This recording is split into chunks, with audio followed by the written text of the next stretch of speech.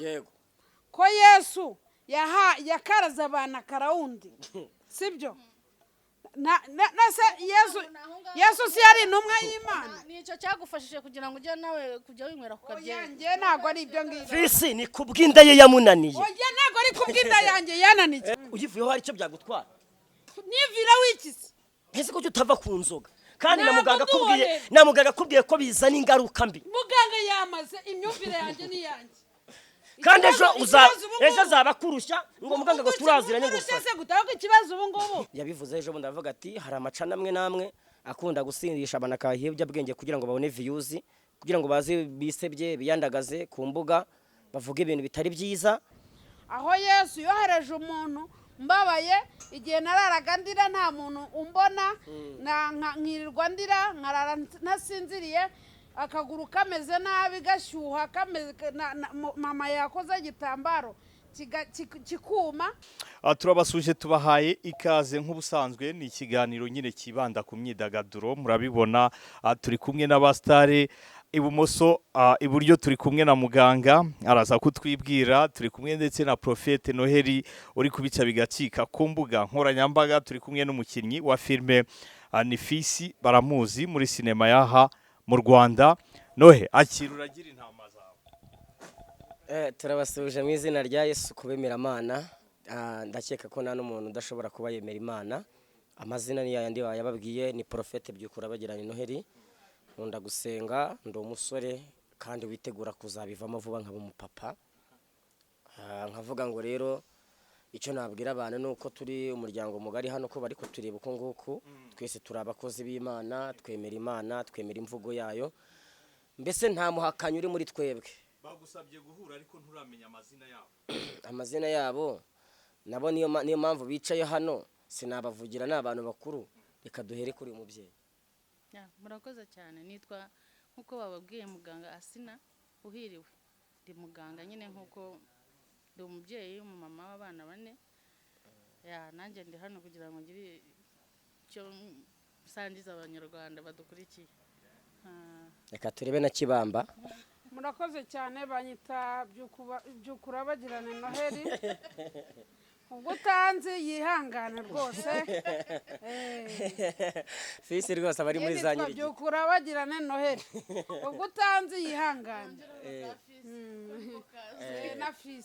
na Fisi ni ryanjye angira ngo bakwandikiye hari byinshi bashaka guhura nawe muganira urubuga n'urwanyu ikibazo buri wese ikibazo afite kuri wowe akikubaza se duhere kuri ndera tuvuge ngo n'uyu nguyu cyangwa se n'uyu oya da n'uyu nguyu bufashe wowe nimara gusenga niwe uraheraho turakwinginze Mana ishobora byose nanone turagushimiye ko duhora tugushima n'ubundi cyubahiro n'icyo nta mu gisangiye waravuze ngo isi ni intebe y'ibirenge byawe ukandagiraho ijuru naryo ni intebe yawe wicaramo Mana rero tugiye kuganira ibiganiro tugiye kuganira umwuka wera biragire kandi abantu bose baduteze amatwi badukurikiranye ubahereze kumva izi nyigisho zabizo muganga agiye gutambutsa bya bigiye kuva muri njewe bya bigiye kuva muri Fisi ndetse n'aba banyamakuru bari hano nabo ubahe umwuka wera kugira ngo batubaze ibijyanye no kwemera kwawe imbabazi zawe ziganze uri Alpha uri Omega uri tangiriro yewe ukaba n'iherezo uhereye none nawe uzakuzenguruka cyane ko ijambo ryarivuga ngo mbere na mbere hariho jambo kandi ijambo yahoranye n'Imana bana natwe muri iki kiganiro icyo duheje n'imbaraga z'imyuka mibi mu izina rya Yesu Kristo tuguhaye ikaze n'akari mu mitima yacu ngo tuyobore none aho tuvugana amen amen hanyuma ngewe ndashaka kubaza umugabo Noheli karama ikibazo cya mbere ntubaza ko wari wavuze ngo uzarongora uriya mugore wa pasiteri byaje kugenda bite ko utamurongoye nyine ngo umushyire mu mago icyo nakubwira ntabwo namurengoye bitewe no kubura ubwenge ariko n'ubundi azarongorwa kuko Bibiliya iravuga ngo nta kigabo kizabura ikigore cyacyo nta n'ikigore kizabura ikigabo cyacyo ikibazo cyanjye cyari icyo ngabo baza nahereza ijambo n'uwo mubyeyi muganga ararihorana ahubwo nyakwigira ijambo uhorana ijambo jya mbere murakoze cyane Nohe njye maze iminsi nkubona umaze kwamamara cyane bagufata nk'umuhanuzi, nk'umuntu uvuga ijambo ry'Imana, kandi nanone mu myidagaduro naho urahari. yego Ya. Hari ibintu umaze iminsi uvuga, hari icyo kwa mugore wa pasiteri icyo wagisubije ahari, ariko naje hari ariko hajemo n'ikindi, nabonye ikindi cya Ariya Kuru, bimeze bitewe na Ariya Kuru, ubu niwe ugezweho. ariya kursi naje kujya kuri social media ndeba abantu bose ibiganiro batambutsa, mbonaho umwari mwiza utambutsa ibiganiro byiza cyane. Donc namubajije n'abantu numva arashoboye, mbona ni umuntu w'umwana mwiza, ndavuga ngo ndifuza kuzashaka umugore umeze nk'uyu, cyangwa se nifuza guhura n'uyu muntu. Hagize umuntu nkorera ubuvugizi nkahura nawe, hari ibibazo by'amatsiko byinshi numva namubaza. Abanyamakuru rero babigize birebire ntibabyumva, kandi merutse kubona umugore waje avuga ngo dore imbogo, ngo dore n'imara. Aravuga ngo nkunda Bruce Melody, bamuhuza na Bruce Melody baraganira kandi baranahura.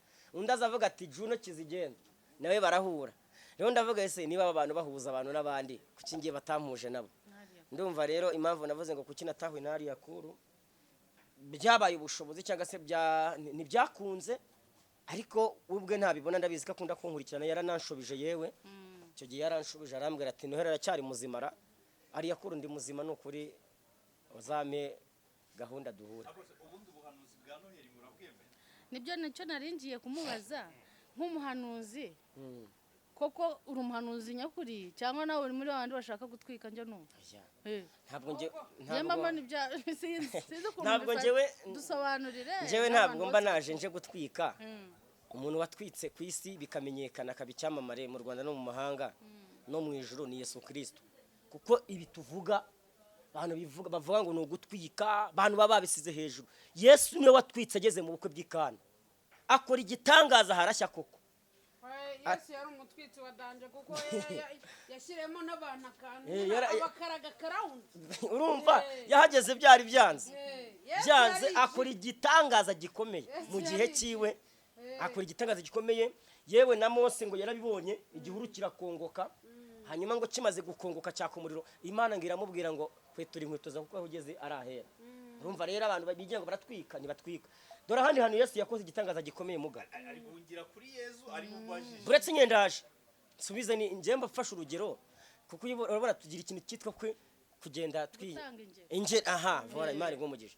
Rero urugero Yesu ageze ku musaraba Igorogota, ngo agiye gutanga bese agiye kurangira mu mwuka, aravuga ngo byose birarangiye, abarahashumitse arikomereza. Rero ngewe cyonza nukuza nuzuza ibyo Yesu yasize atarangije ngo nanjye nzabigereho n'abandi bazaza bahireho.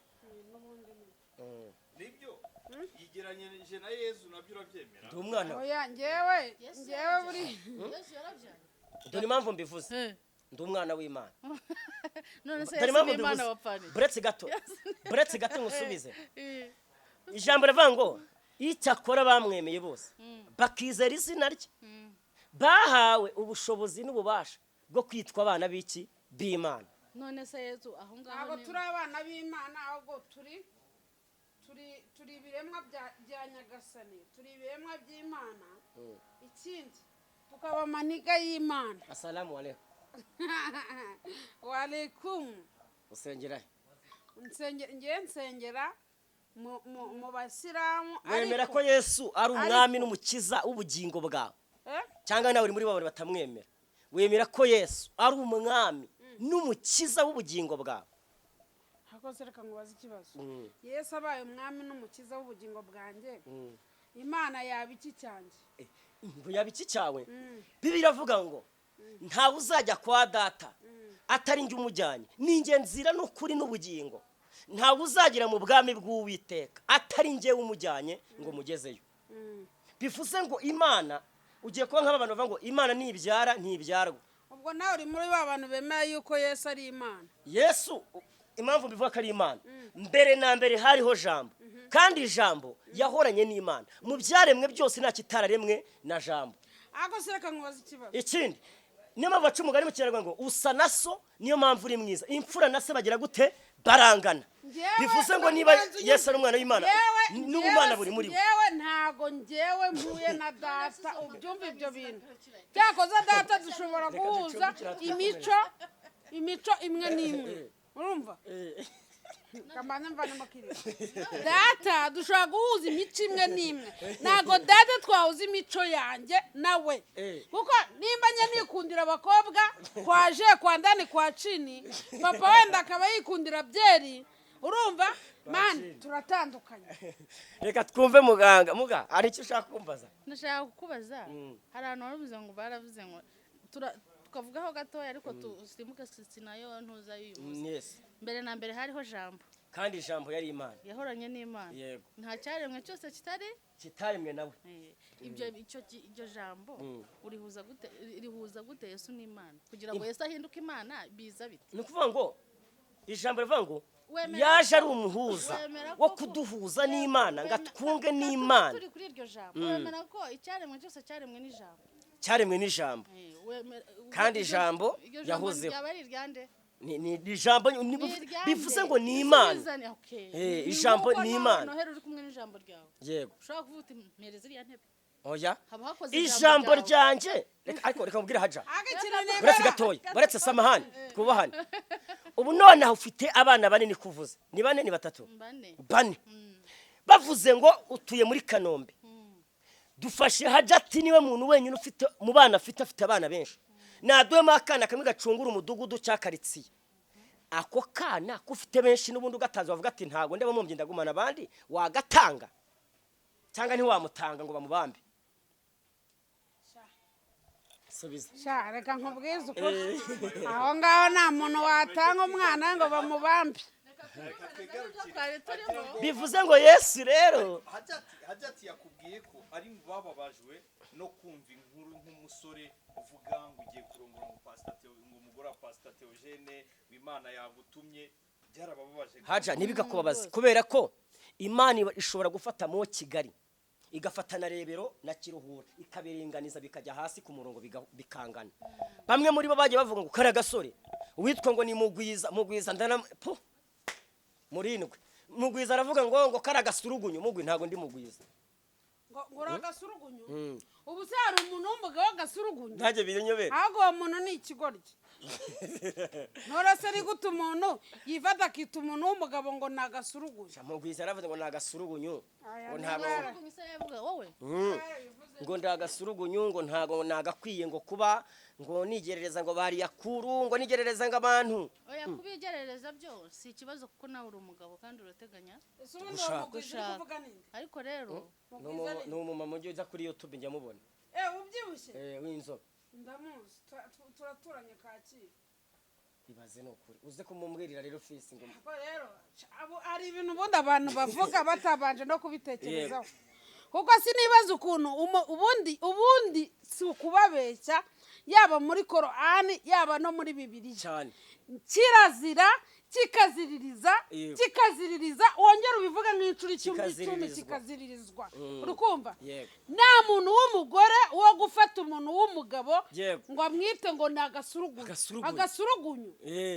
Nyina nuko bavuze ngo bazanye ibintu ngo byo kuvuga ngo abantu barareshya ariko ni izina ry'Imana ishobora byose. Imbere y'Imana umugore n'umugabo ntago bareshya. Yego. Sibyo? Yego nyine hari ibintu bashobora kujyamo bakabikora bombi ariko hari ibintu umugabo akora umugore atakora. None se ubu umugore yakirongora? Vino n'umukobanyi uyinyweye agashukwa nawe nayo nta bwenge abafite. Bivuze ngo rero kubwinda yamunaniye fisi yanyweye buretse gato ko muvuze gutyo hanyuma ku bantu bizera Yesu sibyo? Yego. Ko Yesu yakaraza abana karawundi sibyo? Yesu si yari intumwa y'Imana? Nicyo cyagufashije kugira ngo ujye nawe kujya winywera ku kabyeri? Oya ntago ari ibyo ngibyo. Fisi ni kubwinda ye yamunaniye. Oya ntago ari kubwinda yanjye yananiye. Ndagira ngo mbwize abantu kuri sibyo? Ngewe utazambona nka fisi ngo ushaka kungenza uko ushaka cyangwa ngo idini buretse gato Hajati niwe wansembuye cyangwa ngo idini rishaka kunyobora uko rishaka. Nge nta dini rizanyobora uko bishaka nta muntu uzanyobora uko abishaka. Urumva? keretse Imana isumba byose yonyine nizanyobora uko ibishaka. Hanyuma ikindi kintu sinzajya hejuru y'amategeko, nzajya munsi y'amategeko, ariko ibintu bijyanye n'iby'Imana, ibintu bijyanye n'amadini, nta muntu uzaza kunyobora. Ni numva nshaka kunywa byeri nzayinywa, umuntu uzaza kunzanaho ibintu by'intuza by'umunwa nzamubwira ati fuck you. Oya ntukajye utukana kandi umwana w'Imana. Ni ukuvuga ngo kuba umwana w'Imana, reka nkubwize ukuri, merutse kubona mama wanjye, urumva, merutse kubona mama wanjye, mama wanjye ananiwe wa munaniro umwe wo gupfa, urumva. Mama wanjye yari yagiye ahantu bita ngo niba ari Kibeho, yego, urumva, Ikibeho kwa Bikira Mariya, kwa Bikira Mariya, yego, nyina wa Jambo. Umubyeyi arananiwe, yaraye ataryamye, yagiye ku Kibeho, niba ari ku Ikibeho, yaje arangije ntaruhutse, ngo baramutumiye ngo mu bintu ngo by'imiryango remezo, ngo kandi ngo atagiyeyo ngo bamwirukana. Ariko Mana Nyagasani, ni gute abantu bashaka kuyoborwa n'intuza n'amadini? Nakasamutwe Mana. Reka nkubwire Cyandi umusiramu pe, nzasenga gatanu ku munsi, nzasenga Imana yanjye, nta muntu ntabwo njya nkora ibintu ngo bandebe, njye nkora ibintu. Mva nkubwire Fisi, twumvikane. Impamvu nari nzanyemo ako kantu nuko nyine nabicishaho kubera ko twari twatangiye tuvuga ku bintu by'Imana, ngaho buretse gatoya. Impamvu nari nzanyemo iki kintu cya byeri n'ibintu nk'ibyo, no kuba yagenga ngo arya abana n'ibintu ngo niba ngo narya ngo niba. Oya, ibyo byose Fisi ntiyabikora, ntabwo yabikora ndabizi. Gusa ibintu by'amayoga njye nashaka ngo tubigarukeho ku bintu by'imirire, urubyiruko, indwara zateye. Ni ibintu bigira ibintu by'amasukari menshi cyane, bishobora kuba byakuzanira izindi ndwara. Dushobora kuba dufite ibiro byinshi nk'uko, ariko iyo tubifite turimenya. Ubwo ndavuga kuri jye na Fisi, ibintu by'amasukari menshi nyamuneka njyewe ntabwo inzoga yabyemeye kazinywa, yabyemeye kazinywa. Urumva Fisi rata umva arakintu ashaka nagira ngo harimo akantu gatoya, umutima ndwaye, nta yindi ndwara n'imwe. Tugomba no kujya twirinda. Ikindi cya kabiri tukanasevinga iyo zibaye nyinshi. Uretse gatoya ikindi kintu ngira ngo nibwira Abanyarwanda batanyumva nabi. Yego, hari Umunyarwanda n'umwe wari wambona naraye muri rigori, hari Umunyarwanda wari wambona narwanye bamfunze. Hagati yakubwiye ngo vino n'umukobanyi, uyinyweye agashukwa nayo, ibyo birabareba, aba nta bwenge agira. Ibyo birabareba. None se ushatse kuvuga ko nta bwenge agira? Ahubwo umuntu utanywa inzoga we nta bwenge agira. Oya, aho sinemeranya nawe, nge ndi porofeta, aho sinemeranya nawe. N'abandi babyumve. Icyo nabizaniye kuba wanywa rimwe kabiri gatatu. Umugabo wo kutanywa inzoga bafite ikibazo. Umva Fisi, mwaretse ubu ngubu niba rero wowe utanywa inzoga, mureke tubwire Abanyarwanda banatwumva, sibyo? Reka tubwire abakudukurikiye banatwumva. Niba unywa imwe ebyiri eshatu ntisimbizi, nakubonye unywa inzoga sinzi, ariko hari gahunda hari gahunda ya Minisante yatunywerese nibura kugira ngo twirinde ibyo bintu. Yego, tunywe gakeya katatuyobora ngo murare mu mirongo nkuko wari ubivuze. Ariko wabuze neza umva impamvu mami mu bantu ba mbere b'abagabo babasha kunywa inzoga imwe. Uzi impamvu mami yarabivuze se? Uzi impamvu mami yarabivuze se? Mami akora ni umuganga wemewe, apana babari b'amagendo bagenda babeshyaguza hariya ngo baravura kandi bari gutekenika. Mami ni umuganga, yarabyigiye, arabizi, afite bumenyi zabyo byuko ibi bintu ushaka kugiraho ingaruka ku muntu. Ariko nkanjye nka porofeti nk'umuhanuzi nakubwira ngo wayivuyeho, kuko ntacyo yazakumarira.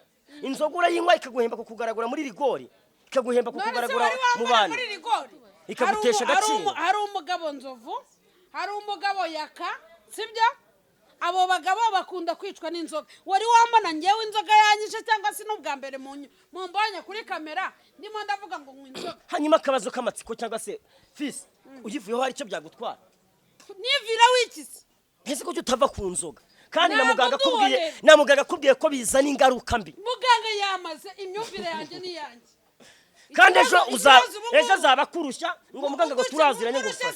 Ikibazo ubu ngubu ni uko abantu bazi ko ibi bintu ndi kuvuga wenda ari uko kandi muganga niwe wabisembuye buno nuko abantu bari bugire ngo muganga yakubonye nuko nanyweye icupa mu buzima busanzwe n'abandi n'ikindi gihe uzambaza mumbaze ati Sifi inzoga nzakubwira ko nyinywaho n'abandi hose hanyuma njye gufata umutwaro njye kugusengera uyireke uyiveho ndetse ndafata umutwaro nkusengere Imana iguha umutima wo kuba wayireka ahubwo ngenda gusengera uyigeho oya ngenda gusengera uyiveho muga none se Sifi amasaha yo gusara nagera urasara wasize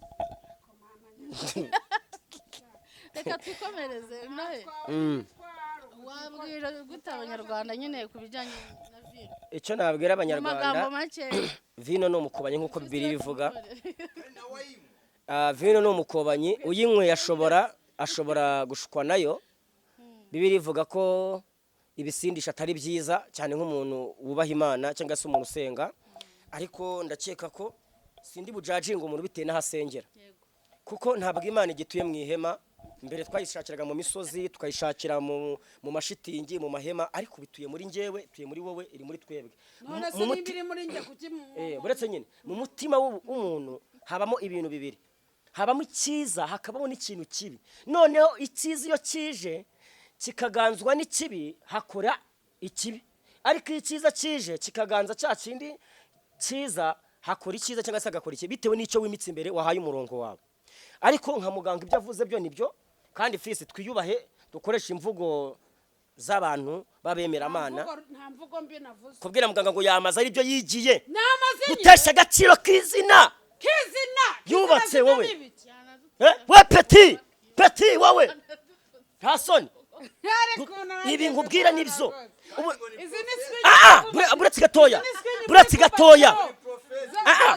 gatoya we munyamakuru Buronze mvanze nkubaza ibyo tuvuga nibyo uyu ni peti kuri uyu mumama nayo ndi peti uyu ni umuntu udukuriye tumenye ko twitwara mu kiganiro urumva peti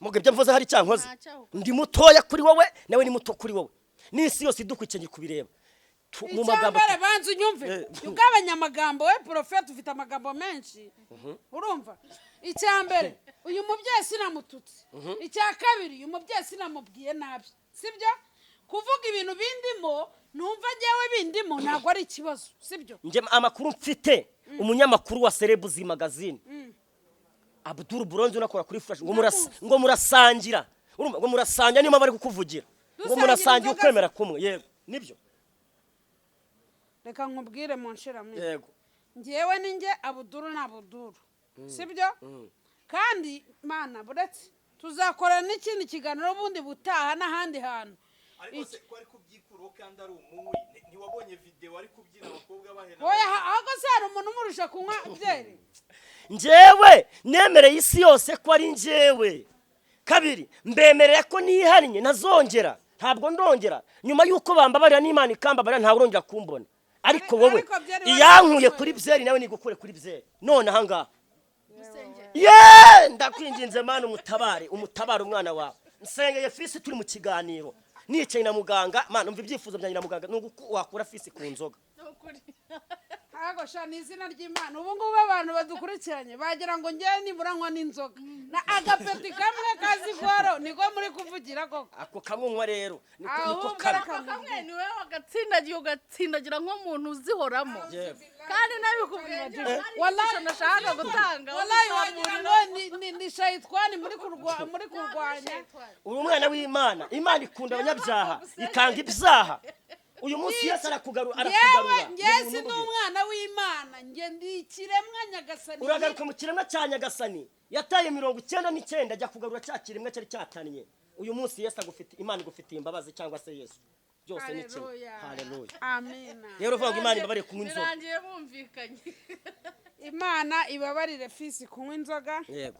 na Yesu wacu ambabarire kunywa inzoga na Muhammad wacu ambabarire kunywa inzoga n'abasilamu bambare kunywa inzoga n'abarokore bacu bambare kunywa inzoga yarihani hanyuma n'abanyagatulika bacu bambare kunywa inzoga yego n'abahamya ba Yehova bacu bambare kunywa inzoga n'abadivantisite bacu bambare kunywa inzoga kuko njye byose ndabyemera. Yego, hanyuma rero nyuma yo kwihana nta rundi rubanza. Fisi ndamwejeje nk'umuhanuzi w'Imana na muganga aramwejeje kabisa n'abadukurikiranye mu mwese. Hanyuma nkanjye profete ibi ngomba kubiherekereza isengesho. Mana mu izina rya Yesu uri Imana ikomeye, Imana y'icubahiro, Imana y'imbabazi. Dusengeye Fisi mu kiganiro ko mubare kunywa inzoga. Tala zala wini mini fomando wini dry rabi senyeri Mungu. Ndakumva papa. Urakoze ko mubabariye, urakoze ko mutunganyije rwose. Amen. Amen, amen, amen. Ubu none ibintu namahoro. Muga. Ibintu urabona ko bigiye mu buryo. Ikintu Imana izaguhembera nta kindi. N'uyu munyago wo kuba twigishije Fisi. kuba tugaruye Fisi Tukamugarura. Yego, akumva. Kandi na Fisi Imana iramukunda. Ubu noneho Fisi wemereye kuba wakubita inzoka na sikoropiyo kuko Imana iguhaye ubushobozi kuko iri kukubona mu butabazi bwayo. dushimire Fisi kuba aciye bugufi. Yego. Akumva ibyo tumubwira akareka kunangira umutima we Cyane. Ingaruka nashatse kubikomozaho Fisi arakomeza ngo namusembuye ariko yagarutse. Ingaruka zo inzoga iri mu bintu bigira amasukari menshi cyane, kandi isukari ni ikintu rimwe na rimwe gikenerwa n'umubiri, ariko iyo kirenze gitera ibibazo nk'amadiyabete, kigatera ibibazo ku hypertension, kigatera iyindi ngaruka y'inzoga ni ukudasevinga. Iyo umuntu yabaye imbata y'inzoga iri mu bintu by'ibiyobyabwenge biragenda ikaba imbata ku bwonko bw'umuntu, akajya yicara yumva ashaka atasomye kamwe atabaho. Ibyo ni ukuvuga ngo icyo gihe iyo wumvise watangiye kugera muri urwo rugero, ni ukuvuga ngo ubwonko bwawe bwafashwe, uba wabaye imbata y'ibiyobyabwenge. Rero Imana Fisi ntabyumve nabi, ugeze hano turi kuganira utaricara ni kuhise ufata, ntabwo ari we mvuze, ariko ni umuntu wese ndi gutanga akumva ko apfa kuba ageze ku kabari akumva ko atakwicara atari kuvugira ku icupa, kandi natwe duhari n'abantu bari bamutegereje bafite icyo bamushakiraga no kumubwira ibimufitiye akamaro. Icyo gihe rero nta kintu uzabika iwawe mu rugo, bazahorana ibibazo, bazahora bashonje, ariko ujye mu kabari nta munywi w'inzoga ujya ubura gusengera, kandi we baburaye, abana baburaye. Urumva ibintu uri gutanga, uri umubyeyi wakagombye no kuba urugero rwabo ubyara, rwabo uzasiga. N'ibyo byose bari kukureberaho, nta n'icyo uzabasigira muri make. Na wa mwana azakora avuga ati ko na papa se yadusigaga mu rugo akajya mu kabari, nawe nuko nta ejo hazaza twaba turiguraga abadukomokaho. Ibyo nabyo tugiye kubimubwira kugira ngo abimenye. Inzoga uyikura mu ivide ikagukura mu bagabo, ikakwandagaza muri rusange. Ni akantu kamwe, ariko nta no kuvuga ibitekerezo byo mu kabari biba ari ibyo mu kabari nyine, n'ibitekerezo by'ahandi biba ari biterwa. Ibyo bitekerezo bigira bitewe n'ahantu uri. Ntabwo uzavuga ijambo utasinze ngo baryange ngo nuko utasinze. Ntabwo inzoga arizo zizana ibitekerezo. Ibitekerezo biva mu mutwe w'umuntu. Wenda nunganiye muganga icyo avuze, abanyamakuru ngira ngo Abdul Bronze urabimenyereye cyane mu itangazamakuru. Bwana umuvugizi Muranzira Thierry yabivuze ejo bundi, avuga ati hari amacana amwe namwe akunda gusindisha abantu akahibya bwenge kugira ngo babone views, kugira ngo baze bisebye biyandagaze ku mbuga bavuga ibintu bitari byiza. Avuga amwe mu masheni amwe naje kuvuga ko sinje ko yamamariza, avuga ko afite uruhare mu kuba yateza imbere ibyo bintu byo kwa nk'abakobwa. Avugamo ibintu by'abapfumu bakura kurakuzo, abantu bateka imitwe babikora ku bakobwa ngo bakiyambura ngo dore ngo ndavura, kugira ngo ibintu bihitinge bigende bigere kure. Rero ibyo bintu umuvugizi yabivuzeho, avuga ko bitemewe, bitari byiza, ko bigiye guhakurikirwa. Nibareke turwanye ibiyobyabwenge, turwanye ibi bintu byo kuba bashiki bacu bari kuza kuri media biyambitse utuntu tugera. Ubuse muganga ko yambaye gutya ntiyambaye neza? Nese icyo avuze n'icyumvikanye mu bantu? Nese uko naje nambaye gutya sinambaye neza nk'umusore? Nese Fisi ubona atambaye neza? Ikintu cyose wavuga gifite ubwenge bw'Imana, gisukuye, cyagera kure abantu bakacyumva. Rero tubwira bene wacu bakunze gufata ibi bintu, gufata nka yaka n'abandi ukamusindisha ibintu akaza gatukana kugira ngo ubone views. Ntago ari byiza banyamakuru mu byumva. Naguciye mu ijambo. Hari ibintu bibiri ngiye kubwira RIB. Sibyo? Icyambere nitutangira kujya tuvuga fisi wenda akavuga kanyombya ntaze ngo avugana ubundi showbiz nakagombye kuvuga kanyombya nawe akafata akajya ku kindi kinyamakuru nawe akaza akamvuga tukaryoshya iki showbiz dore ni ntangira kujya mvuga kanyombya agatafata iya mbere akajya kuri ribu akajya kuntangaho ikirego bakamumagaza wenda niyo batamfunga bakankanga cyangwa se bakambwira ngo ivi na oya nukora amakosa ribu izaguhana kuko ntabwo ireba amarangamutima ribu ireba itegeko sibyo yego hari ibintu nyine mu Rwanda pe abanyamakuru bakora urugero nk'uriya muntu witwa Jackie waramubonye Jackie ubona ukuntu yicara kuri kamera ubona ibintu avuga natinya gufata umugabo ngo amushahurire ubugabo bwe kuri kamera biriya bintu buriya abanyamategeko bajya kureba biriya bintu cyangwa se abayobozi babitegereje kuba waje ukamvuga ukavuga ati Noheli bimeze gutya akavuga ibiki nabo barabireba ahubwo bareba ibyiza cyane hari abantu mu Rwanda sibyo hari abantu mu Rwanda bari muri showbiz baba Babylone ati gute ugasanga nye namuvuze aho kugira ngo nawe azamvuge turyoshye showbiz agatajya muri ribo agatajya kuvuga ngo fisi ngo yamvuze fisi ikigaragara tutaguce mu ijambo ikigaragara na muganga nguyu muga iki kintu ikintu kivugaho hari umuntu uza kuri YouTube akaza tukana ibitutsi bimwe ababyeyi bacu bambariyeho cyangwa natwe twambariyeho akagushahura uyu muntu rero ribi ijya kwitegereza ibi bintu ikabivugaho yari yamaze kubona ko aya mashene agomeje kurengera nibyo icyo nabivugaho ribi byayo byose ni abantu banatekereza kandi b'abanyamategeko bazi icyo bakora mu rundi ruhande ni leta muri make bakoresha amategeko bo ntibapfa guhubuka ntabwo nk'ibyo ofisi yaravuze ngo arakuvuga ukajya kuri ribu ibyo byose nabo bazakurikiza ese uyu muntu yavuze ibiki yari mukuri se ibintu nk'ibyo ntibigutere ikibazo kuri ribu yikoresha amategeko kandi ireberera abanyarwanda bose muri rusange naho bariya batukana bajya bagatukana nibyo twari twatangiye tuniyama ntabwo ari byiza wowe umuganga nk'uko yambaye nkamwubahuka mwicara vuga hari ibintu by'Imana yaboherereje umubyeyi witwa Riba arabakosora nibyo cyane ikindi cya kabiri nashaka kongeraho nyine ibyo dukora byose tubikore tunakurikiza amabwiriza leta ishiraho ntabwo leta ishiraho ibintu byo kutwangiza hariya minisante yavuze minisitiri w'ubuzima yavuze ati munywerese kubwirwa n'abandi bari kutureba abadashaka kubivaho no kubireka ariko nibura mugerage mwumve izi ngaruka ko twese zitureba nk'abanyarwanda kandi icyo badushakira ari icyiza atari kibi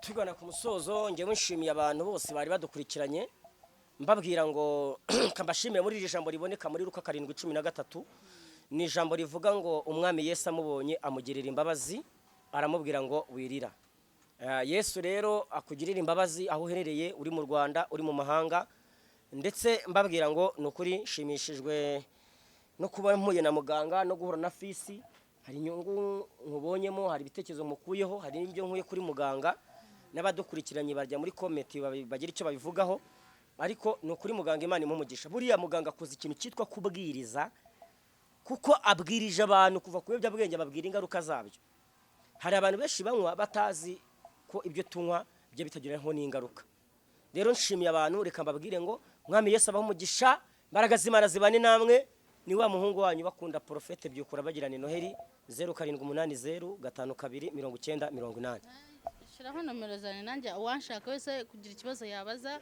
ni 07 ubujyanama w'abana bananiye ntanga ubujyanama ku baruko ku bana batoya bakizamuka ku babyeyi no kubaka ingo nta kibazo 0782 622 0415 yego yanjye ikintu nabwira abanyarwanda muri rusange nuko cyambere na mbere mfite YouTube channel yitwa Big Boy Show hanyuma yahoze yitwa Fist TV ubwo wanditsemo Fist TV nako Big Boy Show ntibize wakwandikamo Fist TV bigahita biza hanyuma ukajyaho ugakora subscribe ugakora no kukazogera kugira ngo uzajye ubona notification hanyuma ikindi nababwira mfite Instagram yitwa nayo Big Boy Show TikTok nayo ni Big Boy Show hanyuma mugende mu following hanyuma ikindi kintu nakibwira abanyarwanda mugerageze musenge kuko Imana irabakunda. Hanyuma kandi ikindi ngewe nshingiye ku idini runaka, ntabwo nshingiye ku idini rya Isilamu, sinshingiye ku idini ry'abarokore, sinshingiye ku idini rya hehe, nshingiye ku Mana ishobora byose. kandi na Yesu ndamukunda kuko Yesu yarantabaye, aho Yesu yohereje umuntu mbabaye igihe nararaga ndira nta muntu umbona, nkirirwa ndira nkarara ntasinziriye, akaguru kameze nabi gashyuha, mama yakoze igitambaro kikuma, ngira amahirwe Imana imvanira umuntu icyangugu ntazi w'umubyeyi w'umumama iwacu. arangije araza, uwo mubyeyi aransengera, akaguru karakira, ari ubushyuhe buvamo, uburibwe buvamo, karanahagarara kubyimba kuko kari karatinze. Urashima Imana? Ndashimira Imana ishobora byose. Imana ishimwe cyane. Reka mbabwire ngewe rero ngo ushaka kundeba wansanga ku Ihumure TV Rwanda, niho ugomba kunsanga, ugakora subscribe, ugakora kukazogera kugira ngo ibintu byose bijye bicamo neza. Ariko muganga nawe afite imbuga akoresha, ntago yavana atazivuze. Nanjye nagira ngo mbabwire, tubwire abadukurikiye ko nubwo natanze nimero ariko hari n'iyindi YouTube channel bansangaho yitwa Ibigwi Byanjye TV. No kuri Twitter nshaka kumusangaho hose mba mpari. Ibigwi byanjye, ibigwi byawe, twese ni ibyacu. Subscribe dukane kukazogera. Imana ibahereze umugisha. Murakoze. Yesu abaha umugisha. Shalom. Shalom.